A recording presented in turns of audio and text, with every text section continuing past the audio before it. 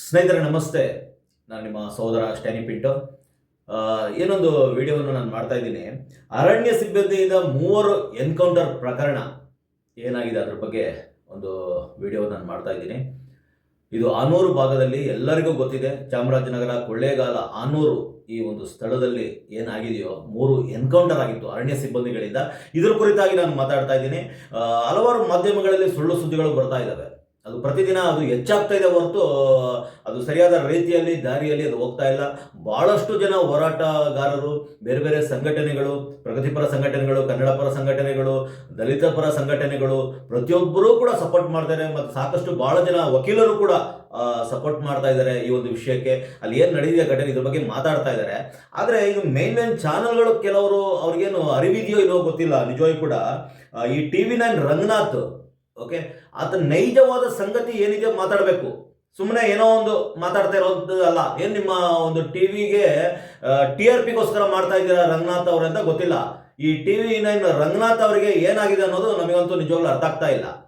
ಯಾಕಂತ ಹೇಳಿದ್ರೆ ಒಂದು ನೋಡಿ, ಮಾಧ್ಯಮದವರು ಮಾತಾಡುವಾಗ ಯಾವುದೇ ವಿಷಯವು ಈ ರೀತಿಯಾಗಿ ಬಂದಿದೆ, ಈ ರೀತಿಯಾಗಿ ನಡೀತಿದೆ, ಈ ರೀತಿ ಕೇಳಿ ಬರ್ತಾ ಇದೆ ವಿಷಯ ಅಂತ ಹೇಳಬೇಕೆ ಹೊರತು ನೀವೇ ಅದನ್ನ ಈ ರೀತಿ ಮಾಡ್ತಾ ಇದ್ದಾರೆ ಅಲ್ಲಿ ಜನಗಳು ನೋಡೋಣ ಬನ್ನಿ. ನಾನು ಅದ್ರ ಬಗ್ಗೆ ಕಂಪ್ಲೀಟಾಗಿ ನಾನು ಮಾತಾಡ್ತೀನಿ. ಇವ್ರು ಏನೆಲ್ಲ ಮಾತಾಡಿದ್ದಾರೆ ಅನ್ನೋದು ನೋಡೋಣ. ನಾವು ನೈಜ ಸಂಗತಿ ಏನು ಅನ್ನೋದು ತಿಳಿಬೇಕು.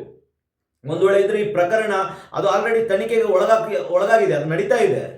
ನೀವು ಸುಮ್ಮನೆ ಇಲ್ಲ ಸಲ್ಲದನ್ನ ಮಾತಾಡಬಾರ್ದು. ಯಾವತ್ತೂ ಕೂಡ ಯಾವುದೇ ಮಾಧ್ಯಮ ಆಗಿರ್ಬೋದು, ಸುಮ್ಮನೆ ಸುಳ್ಳು ಸುದ್ದಿಗಳನ್ನ ಹಬ್ಬಿಸಬಾರ್ದು. ಎಷ್ಟೋ ಚಾನಲ್ಗಳು ಒಳ್ಳೆಯ ಈ ಸುದ್ದಿ ಸರಿಯಾದ ರೀತಿಯಲ್ಲಿ ಅವರು ತಗೊಂಡ್ಬರ್ತಾ ಇರುವಾಗ ಇಂಥ ಮಾಧ್ಯಮಗಳು, TV9 ಅಂತ ಮಾಧ್ಯಮಗಳು ಜನಗಳನ್ನ ದಿಕ್ಕು ತಪ್ಪಿಸುವಂತ ಕೆಲಸವನ್ನು ಯಾವುದೇ ಕಾರಣಕ್ಕೂ ಮಾಡ್ಬೋದು. ನಿಮ್ಮ ಮೇಲೆ ಒಳ್ಳೆ ಅಭಿಪ್ರಾಯ ಇದೆ, ರಾಜ್ಯದಲ್ಲಿ TV9 ಒಳ್ಳೆ ಕೆಲಸ ಮಾಡ್ತಾ ಇದೆ ಅಂತೇಳಿ, ಆದರೆ ದಿಕ್ಕು ತಪ್ಪಿಸುವ ಕೆಲಸ ದಯವಿಟ್ಟು ರಂಗನಾಥ್ರವರೇ, ನಿಮ್ಮ ತಂಡದವರು ಯಾರು ಕೂಡ ಮಾಡಬಾರ್ದು ಇದಕ್ಕೆ. ಓಕೆ, ನೋಡೋಣ ನಾವು.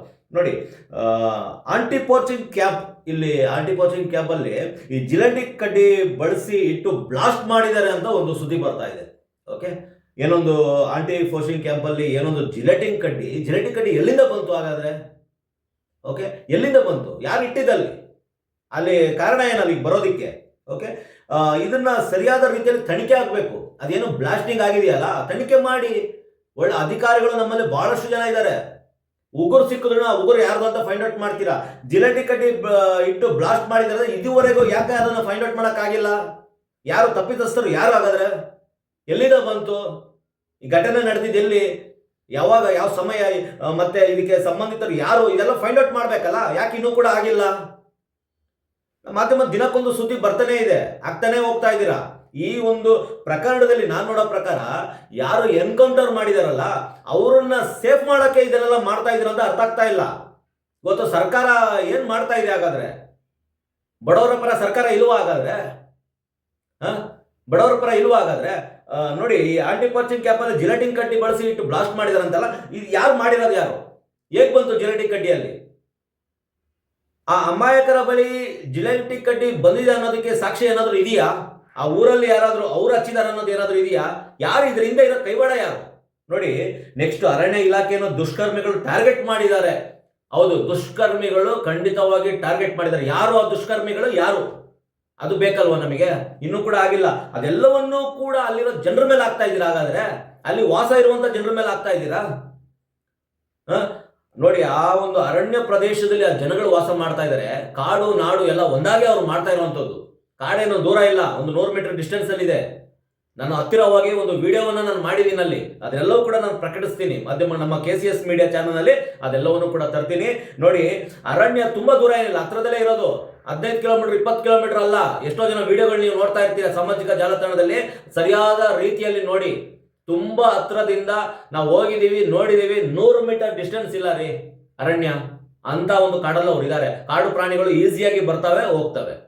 ಓಕೆ, ಈ ವನ್ಯಜೀವಿ ಆಕ್ಟ್ ಆಮೇಲೆ ಬಂದಿರೋದು. ಈ ಜನಗಳು ಮೊದಲಿಂದಲೂ ಕೂಡ ಇದ್ದಾರೆ. ಕಾಡಿನ ನಡುವೆ ಇವರು ಬಾಂಧವ್ಯ ಇದೆಯಲ್ಲ, ಬಹಳ ಕಾಲಗಳಿಂದ ಇದೆ. ಓಕೆ, ಇವಾಗ ನೀವು ಆಕ್ಟ್ ಮಾಡಿ ಜನಗಳಿಗೆ ತೊಂದರೆ ಕೊಡುವಂಥದ್ದು ಬೇಡ. ಅಲ್ಲಿ ಬೇಕಾದ್ರೆ ನೀವು ಫೆನ್ಸಿಂಗ್ ಮಾಡಿ ಬೌಂಡ್ರಿ ಹಾಕೊಂಡು ಜನಗಳಿಗೆ ಸಮಸ್ಯೆ ಆಗದ ರೀತಿಯಲ್ಲಿ ಕಾಪಾಡುವಂತ ಕಾರ್ಯ ಅರಣ್ಯ ಇಲಾಖೆಯಿಂದ ನೀವು ಮಾಡ್ಬೋದು. ಅದನ್ನ ಮಾಡಕ್ಕೆ ವ್ಯವಸ್ಥೆ ಮಾಡಿ. ನೋಡೋಣ, ಏನೊಂದು ದುಷ್ಕರ್ಮಿಗಳು ಅರಣ್ಯ ಇಲಾಖೆಯನ್ನು ಅದನ್ನ ಟಾರ್ಗೆಟ್ ಮಾಡ್ತಾ ಇದ್ದಾರಾ ಅನ್ನೋದು ಏನು ಬರ್ತಾ ಇದೆಯಾ ಮಾಧ್ಯಮದಲ್ಲಿ. ನಂತರ ಶಿಲುಬೆಪುರ ಅರಣ್ಯ 10 ಎಕರೆ ಕಿಡಿಗೇಡಿಗಳು ಬೆಂಕಿ ಇಟ್ಟಿದ್ದಾರೆ. ಶಿಲುಬೆಪುರ ಆ ಒಂದು ಅರಣ್ಯ ಪ್ರದೇಶ 10 ಎಕರೆಗೆ ಬೆಂಕಿ ಇಟ್ಟಿದ ಆ ಕಿಡಿಗೇಡಿ ಯಾರಾಗಾದ್ರೆ? ಯಾರವರು? ಅವ್ರು ಯಾಕೆ ಫೈಂಡ್ ಔಟ್ ಮಾಡ್ತಾ ಇಲ್ಲ ಇನ್ನೂ ಕೂಡ? 10 ಎಕರೆ ನಷ್ಟ ಆಗಿದೆ ರೀ. 10 ಎಕರೆ ಇವತ್ತು ನಷ್ಟ ಆಗಿದೆ. ಅದು ಬೆಳೆಸ್ಬೇಕು, ಅದನ್ನ ಮಾಡಬೇಕು. ಒಂದು ಕಾಡು ಬೆಳೆಸೋದು ಅಷ್ಟು ಈಸಿ ಅಲ್ಲ ರೀ. 10 ಎಕರೆ ನಷ್ಟ ಆಗಿದೆ ಅಂತ ಹೇಳಿದ್ರೆ ಈ ಒಂದು ವಿಚಾರದಲ್ಲಿ ಏನೊಂದು ಎನ್ಕೌಂಟರ್ ವಿಚಾರ ಪ್ರಕರಣದಲ್ಲಿ ಇವತ್ತಿನ ದಿನ ಬಹಳ ನಷ್ಟ ಉಂಟಾಗ್ತಾ ಇದೆ. ಇದಕ್ಕೆ ಯಾರು ಸರಿಯಾದ ರೀತಿಯಲ್ಲಿ ಅದು ಹುಡುಕಿ, ಯಾರಾದ್ರಾಗಿರ್ಲಿ ರೀ, ಅಲ್ಲಿನ ಜನಗಳಾದ್ರೆ ಆಗಿರ್ಲಿ ಅಥವಾ ನಮ್ಮ ಸರ್ಕಾರದಲ್ಲಿ ಇರುವ ಅಧಿಕಾರಿಗಳೇ ಆಗಿರ್ಲಿ, ಯಾರಾದ್ರಾಗಿರ್ಲಿ, ಒಟ್ಟು ಅವರು, ನಾನು ಹೇಳ್ತೀನಲ್ಲ, ಇಂಥವರೇ ದೇಶದ ದೊಡ್ಡ ಭಯೋತ್ಪಾದಕರಾಗಿ ನಾನು ಹೇಳಕ್ ಇಷ್ಟಪಡ್ತಾ ಇದ್ದೀನಿ. ದೊಡ್ಡ ಭಯೋತ್ಪಾದಕರು ಇವರು. ಫಸ್ಟ್ ಇವ್ರನ್ನ ಜೈಲಿಗಟ್ರಿ, ಅರೆಸ್ಟ್ ಮಾಡಿ. ಯಾರವರು, ಯಾರು ಮಾಡ್ತಾ ಇದ್ದಾರೆ ಸರಿಯಾದ ರೀತಿಯಲ್ಲಿ ತನಿಖೆ ಮಾಡಿ. ಯಾಕೆ ಆಗ್ತಾ ಇಲ್ಲ? ನಮ್ಮ ಸರ್ಕಾರದ ಕೈಯಲ್ಲಿ DK ಶಿವಕುಮಾರ್ ಅವರ ನೇತೃತ್ವದಲ್ಲಿ ಸರ್ಕಾರಕ್ಕೆ ಯಾಕೆ ಆಗ್ತಾ ಇಲ್ಲ? ಇವತ್ತು ಅವರು ಯಾಕೆ ಫೈಂಡ್ ಔಟ್ ಮಾಡ್ತಾ ಇಲ್ಲ? ಇವತ್ತು ಅಲ್ಲೊಂದು ಇಲ್ಲೊಂದು ಏನೇನೋ ಸಿಕ್ತು ಬಂತು ಅಂತೆಲ್ಲ ಮಾಡ್ತಾ ಇದ್ದೀರಾ. ಅದು ಎಲ್ಲಿಂದ ಬಂತು, ಹೇಗ್ ಬಂತು ಅನ್ನೋದು ಕೂಡ ನಿಮ್ಮ ಹತ್ರ ಸಿಗ್ತಾ ಇಲ್ಲ. ದಾಖಲೆ ಬಂತು ಅನ್ನೋದು ಮಾತ್ರ ಹೇಳ್ತಾ ಇದ್ದೀರಾ. ಆ ಜಿಂಕೆ ತಲೆ ಬಂತು, ಒಣಗಿರೋ ತಲೆ. ಎಲ್ಲಿಂದ ಬಂತು ಆ ತಲೆ? ನೋಡ್ರಿ, ಎಷ್ಟೋ ಹೋಟೆಲ್ಗಳಲ್ಲಿ ಓಕೆ ಕಾಡು ಪ್ರಾಣಿಗಳ ಮಾಂಸವನ್ನ ಇವತ್ತು ಇದು ಮಾಡ್ತಾ ಇದ್ದಾರೆ. ಯಾಕೆ ಅದನ್ನ ಯಾಕೆ ನಾವು ಫೈಂಡ್ ಔಟ್ ಮಾಡಿ ಯಾಕೆ ಹಿಡಿತಾ ಇಲ್ಲ? ಯಾಕಂತ ಹೋಟೆಲ್ಗಳನ್ನ ಕ್ಲೋಸ್ ಮಾಡ್ತಾ ಇಲ್ಲ? ಯಾರು ಅವ್ರ ಹಿಂದೆ ಇರೋದು, ಸಪೋರ್ಟ್ ಕೊಡ್ತಾ ಇರೋದು? ಹಾಗಾದ್ರೆ ಅರಣ್ಯ ಇಲಾಖೆಯವರು ಏನಾದ್ರು ಸಪೋರ್ಟ್ ಕೊಡ್ತಾ ಇದ್ದೀರಾ ಹಾಗಾದ್ರೆ ಅನ್ನೋದು ಸಂಶಯ ಬರುತ್ತೆ. ಇವತ್ತಿನ ದಿನ ಜಿಂಕೆ ತಲೆನ ತಗೊಂಬಂದ್ರಿ, ಎಲ್ಲಿಂದ ತಗೊಂಬಂದ್ರಿ? ಆ ತಲೆ ನೋಡಕ್ ಹೋದ್ರೆ ಅದು ಬಹಳ ದಿನಗಳ ಹಿಂದೆ ತಲೆ ಅಂತ ಅನ್ನಿಸ್ತಾ ಇದೆ. ಅದು ತುಂಬಾ ಹತ್ರದ ಅಲ್ಲ. ಆ ಒಂದು ಕೋಡು ಇದೆಲ್ಲ ನೋಡಕ್ ಹೋದ್ರೆ ಜನಗಳು ನಿಮಗೆ ಪ್ರಶ್ನೆ ಮಾಡ್ತಾ ಇದ್ದಾರೆ ಸಾಮಾಜಿಕ ಜಾಲತಾಣದಲ್ಲಿ. ಮಾಂಸ ಮಾತ್ರ ಸಿಕ್ಕಿದೆ ಒಂದು 25-30 kg, ಮಿಕ್ಕಿದಲ್ಲಿ ಮೂಳೆಯಲ್ಲಿ, ತಲೆಯಲ್ಲಿ, ಅದ್ರ ಚರ್ಮ ಎಲ್ಲಿ ಅಂತ ಕೇಳಿದಾಗ ನೀವು ಒಂದೊಂದೇ ತರ್ತಾ ಇದ್ದೀರಾ. ಹುಡುಕಿ ಸೃಷ್ಟಿ ಮಾಡಿ ತರ್ತಾ ಇದ್ದೀರಾ ಅಂತ ಅನಿಸ್ತಾ ಇದೆ. ಎಲ್ಲರೂ ನೋಡುವಾಗ ಅದೇ ಅನಿಸ್ತಾ ಇದೆ. ಹಾಗಾಗಿ ಈ 10 ಎಕರೆ ನಾನು ಹೇಳ್ತೀನಿ ನೋಡಿ, ಏನು ಧ್ವಂಸ ಆಗಿದೆ ಇವತ್ತು, ಅರಣ್ಯ ಪ್ರದೇಶ ಧ್ವಂಸ ಆಗಿದೆಯಲ್ಲ, ಇದಕ್ಕೆ ಹೊಣೆ ಯಾರು? ಶಿಲ್ಪೇಪುರ ಅರಣ್ಯ ಅದನ್ನು ಸರಿಯಾದ ಕಿಡಿಗೇಡಿಗಳನ್ನು ಹುಡುಕಿ ಅಲ್ಲಿರೋ ಜನಗಳ ಮೇಲೆ ಹಾಕೋದನ್ನ ಫಸ್ಟ್ ಬಿಡಿ. ಜನಗಳ ಮೇಲೆ ಊಹಾಪೋಹಗಳು ಬಿಟ್ಟು ವರ್ಕ್ ಮಾಡಿ, ಕೆಲಸ ಮಾಡಿ, ಗ್ರೌಂಡ್ ಅಲ್ಲಿ ಕೆಲಸ ಮಾಡಿ, ಯಾರಂತ ಹುಡುಕಿ ಅಂತ ಅಧಿಕಾರಿಗಳನ್ನ ಹಾಕಿ. ರೇ, ಈ ಏಸ್ಗೆ ತಿನ್ನುವಂತ, ಎಂಜಲ್ ಕಾಸು ತಿನ್ನುವಂತ ಅಧಿಕಾರಿಗಳು ಬೇಡ ರೀ ನಮಗೆ. ಇವತ್ತು ನಿಷ್ಠೆಯಿಂದ ಕೆಲಸ ಮಾಡುವಂತ ಅಧಿಕಾರಿಗಳನ್ನ ನೇಮಕ ಮಾಡಿ, ಮತ್ತೆ ಈ ತನಿಖೆನ SITಗೆ ಹಾಕಿ ಅಂತ ಹಲವಾರು ಮನವಿಗಳನ್ನು ನಾವು ಕೊಟ್ಟಿದ್ದೀವಿ. ಮೇಲಾಗಿ ಇವತ್ತು ನಮ್ಮ ಐವನ್ ಡಿಸೋಜರ್ ಅವರು ಕೂಡ SITಗೆ ಇದನ್ನ ಒಪ್ಸಿ ಅಂತ ಅವರು ಕೂಡ ಹೇಳಿದ್ದಾರೆ. ಮೇಲಾಗಿ ಹಲವಾರು ಸಂಘ ಸಂಸ್ಥೆಗಳಿಂದನೂ ಕೂಡ ಹೇಳ್ತಾ ಇದ್ದಾರೆ. ಆದ್ರೂ ಕೂಡ ನೀವು ಮಾಡಿದ ಕೆಲಸ ನೀವು ಮಾಡ್ತಾನೆ ಇದ್ದೀರಾ. ನಿಮ್ಮದೇ ಅಧಿಕಾರಿಗಳು, ಪೊಲೀಸ್ ಇಲಾಖೆಯಿಂದ ನೀವು ಅದನ್ನ ಸಂಶೋಧನೆಗೆ ಬಿಟ್ಟಿದ್ದೀರಾ. ಖಂಡಿತವಾಗಿ ಇದು ಆಗೋದಿಲ್ಲ ಕೆಲಸ. ಯಾಕಂದ್ರೆ ಎಲ್ಲರೂ ಒಂದೇ, ಫಾರೆಸ್ಟ್ ಆಫೀಸರ್, ಪೊಲೀಸರು ಎಲ್ಲ ಒಂದಾಗಿರ್ತಾರೆ ಇವಾಗ. ಓಕೆ, ನಾನು ಎಲ್ಲರನ್ನ ಒಂದೇ ರೀತಿಯಲ್ಲಿ ನಾನು ನೋಡೋದಿಲ್ಲ. ಎಷ್ಟೋ ಪೊಲೀಸರು ಒಳ್ಳೆ ಕೆಲಸಗಳನ್ನ ಮಾಡಿದ್ದಾರೆ. ಆದ್ರೆ ಈ ವಿಷಯದಲ್ಲಿ ನಮಗೆ ಬಹಳ ಒಂದು ಸಂದೇಹ ಇದೆ. ನಮ್ಮ ಇಲಾಖೆಯಿಂದಲೇ ಈ ಕೃತ್ಯಗಳು ನಡೀತಾ ಇದೆ, ಬಹಳ ಸಂದೇಹ ಇದೆ. ಹಾಗಾಗಿ ಇದನ್ನ SITಗೆ ಒಪ್ಪಿಸಿ ಸರಿಯಾಗಿ ನ್ಯಾಯ ಬೇಕು. ಯಾರೇ ತಪ್ಪಿತಸ್ಥರಾಗಿರ್ಲಿ, ಅಲ್ಲಿರೋ ಜನರೇ ಆಗಿರ್ಲಿ, ಸರಿಯಾದ ರೀತಿಯಲ್ಲಿ ಅದು ಹೊರಗೆ ಬರಬೇಕು. ಸಾಕ್ಷ್ಯಾಧಾರಗಳು ಬೇಕು. ಇವಾಗ ಏನೋ ಸುಳ್ಳು ಸಾಕ್ಷ್ಯಾಧಾರಗಳು ಕ್ರಿಯೇಟ್ ಮಾಡ್ತಾ ಇದಾರಲ್ಲ, ಹೊಸ ಸ್ಲಿಪ್ಪರ್ಗಳನ್ನ ಇಟ್ಟು ಮಾಂಸ ಯಾವ್ದೋ ಕುರಿದೋ ದನದೋ ಯಾವ್ದಂತ ಗೊತ್ತಿಲ್ಲ ತಂದಿಟ್ಕೊಂಡಿದ್ದೀರಾ. ಅದೇನೋ ರಿಪೋರ್ಟ್ ಕೂಡ ಬಂದಿಲ್ಲ, ಟೆಸ್ಟ್ ಆಗಿಲ್ಲ. ಇದೆಲ್ಲವೂ ಕೂಡ ನಡೀತಾ ಇದೆ. ದಯವಿಟ್ಟು ಇದನ್ನ ನಿಲ್ಲಿಸಿ. ಎಲ್ಲರೂ ನೋಡ್ತಾ ಇದ್ದಾರೆ. ಓಕೆ, ಮತ್ತೆ ಯಾರು ಇಟ್ಟಿರೋದು ಅಂತ ಅಧಿಕಾರಿಗಳನ್ನ ಪತ್ತೆ ಹಚ್ಚಿ, ಯಾರೇ ಆಗಲಿ, ಜನಸಾಮಾನ್ಯರಾಗಿದ್ದಾರ ಪತ್ತೆ ಹಚ್ಚಿ. ಇವತ್ತು 10 ಎಕರೆ ನಮ್ಮ ಕರ್ನಾಟಕದ ಆಸ್ತಿ ಏನೊಂದು ಅರಣ್ಯ ಇದೆ, ನಷ್ಟ ಆಗಿದೆಯಲ್ಲ, ಯಾರು ಹೊಣೆ ಆಗಾದ್ರೆ ಇದಕ್ಕೆ? ನೀವು ಇನ್ನೂ ಕೂಡ ಕೆಲಸ ಮಾಡ್ತಾ ಇಲ್ಲ. ಅದಕ್ಕೆ ಇದು ಆಗ್ತಾ ಇದೆ. ಜನಗಳ ದುಡ್ಡು ಹೋಗ್ತಾ ಇದೆ, ನಮ್ಮ ನಾಡಿನ ಸಂಪತ್ತು ಹೋಗ್ತಾ ಇದೆ. ಇದಕ್ಕೆ ಇವತ್ತು ಕಾಂಗ್ರೆಸ್ ಸರ್ಕಾರ ಇವತ್ತು ಉತ್ತರ ಕೊಡ್ಬೇಕು. ಇವತ್ತು ಆ ರೀತಿ ಕೆಲಸ ಆಗಿದೆ. ನೋಡ್ರಿ, ನಾನು ಯಾವುದೇ ಪಕ್ಷಕ್ಕೆ ಸೀಮಿತ ಅಲ್ಲ, ಯಾವುದೇ BJP JDS ಕಾಂಗ್ರೆಸ್ಗೆ ಸೀಮಿತ ಅಲ್ಲ. ಯಾವುದೇ ಪಕ್ಷ ಆಗಿರ್ಲಿ, ಇವತ್ತು ನಮ್ಮ ನಾಡು ನುಡಿ ನಮ್ಮ ದೇಶ ಅಂತ ಬಂದಾಗ ಅದು ಯಾವುದೇ ಪಕ್ಷ ಆಗಿರ್ಲಿ, ನಾವು ಮಾತಾಡ್ತೀವಿ. ಇವತ್ತು ನಮ್ಮ ಜನಕ್ಕೆ ಅನ್ಯಾಯ ಆಗಿದೆ, ನಮ್ಮ ನಾಡಿಗೆ ನಷ್ಟವಾಗಿದೆ.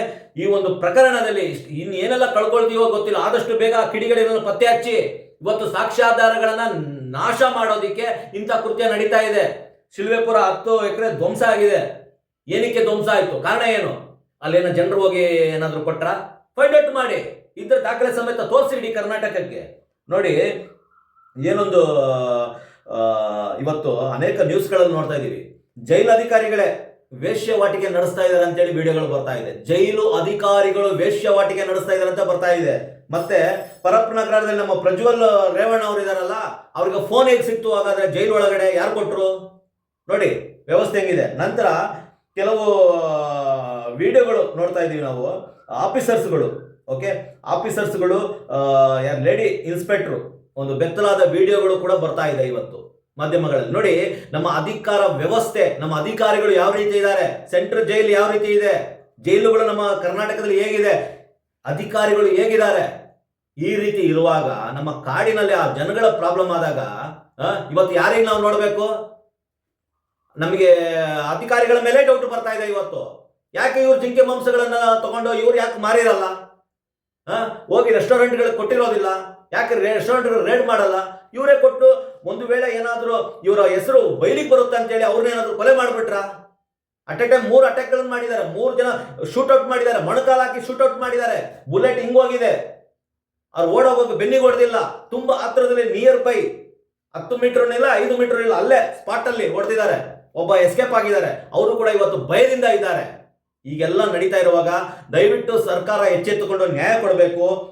ಮತ್ತೆ ಮಾಧ್ಯಮಗಳು TV9 ರಂಗನಾಥ್ ಅಂತವರು ಮಾತಾಡುವಾಗ ಎಚ್ಚರಿಕೆಯಿಂದ ಮಾತಾಡಿ, ಸುಮ್ಮನೆ ಊಹಾಪೋಹಗಳು ಮಾತಾಡಕ್ ಹೋಗ್ಬೇಡಿ.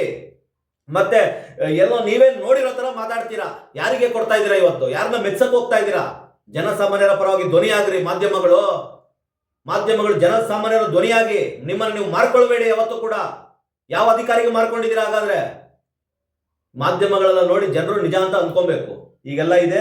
ಈ ಅರಣ್ಯ ಸಿಬ್ಬಂದಿಯಿಂದ 3 ಎನ್ಕೌಂಟರ್ ಪ್ರಕರಣ ಏನಿದೆಯೋ ಅದು ಇನ್ನೂ ಕೂಡ ಎದ್ದೇಳ್ತಾ ಇದೆ. ಹಲವಾರು ಕಡೆ ಹೋರಾಟಗಳು ನಡೀತಾ ಇದೆ, ಮನವಿ ಪತ್ರಗಳನ್ನ ಕೊಡ್ತಾ ಇದ್ದಾರೆ, ಎಲ್ಲವೂ ಕೂಡ ನಡೀತಾ ಇದೆ. ಸರ್ಕಾರ ಏನು ಮಾಡುತ್ತೆ ಅನ್ನೋದು ಬಹಳ ಇಂಪಾರ್ಟೆಂಟು. ಅದನ್ನು ಯಾವ ರೀತಿ ಒಪ್ಪಿಸ್ತೀರಾ, ಯಾವ ಅಧಿಕಾರಿಗೆ ಒಪ್ಪಿಸ್ತೀರಾ, ಯಾವ ರೀತಿ ಮಾಡ್ತೀರಾ, ಅದನ್ನು ಬಯಲಿಗೆಳಿತೀರಾ, ಅದನ್ನು ದಯವಿಟ್ಟು ಮಾಡಿ. ನೀಚ ಅಧಿಕಾರಿಗಳಿಂದ ಯಾವತ್ತೂ ಕೂಡ ಇಂಥ ಕಾರ್ಯಗಳನ್ನ ಮಾಡೋದು ಬೇಡ. ಇವತ್ತು ಏನು ನೀವು ಕೊಡ್ತಾ ಇದ್ದೀರಾ, ಇವರು ಹೋಗಿ ಚೆಕ್ ಮಾಡ್ತಾ ಇದ್ದಾರೆ, ಅವರೆಲ್ಲ ಅಲ್ಲಿರೋರೆ, ಎಲ್ಲ ಫಾರೆಸ್ಟ್ ಆಫೀಸ್ ಸಪೋರ್ಟ್ ಮಾಡೋರು ಅದೇ ರೀತಿ ಕಾಣಿಸ್ತಾ ಇದೆ. ಎಷ್ಟೋ ಜನ ಮಾತಾಡ್ತಾ ಇದ್ರು ಅಲ್ಲಿರೋರು, ಆ ಜನರ ಪರವಾಗಿ ಯಾರೂ ಇಲ್ಲ. ದಯವಿಟ್ಟು ಹೆಚ್ಚಿನ ಸಂಖ್ಯೆಯಲ್ಲಿ ವಿಡಿಯೋ ಶೇರ್ ಮಾಡಿ, ಅಲ್ಲಿರೋ ಜನರಿಗೆ ನ್ಯಾಯ ಸಿಗಲಿ ಅಂತೇಳಿ, ಸರಿಯಾದ ರೀತಿಯಲ್ಲಿ ಪರಿಶೀಲನೆ ಆದ ಬಳಿಕ ವಿಡಿಯೋಗಳು ಪ್ರಸಾರ ಆಗಲಿ ಅಂತೇಳಿ ಈ ಮೂಲಕ ಕೇಳ್ಕೊಳ್ತಾ ಇದ್ದೇನೆ. ಧನ್ಯವಾದಗಳು.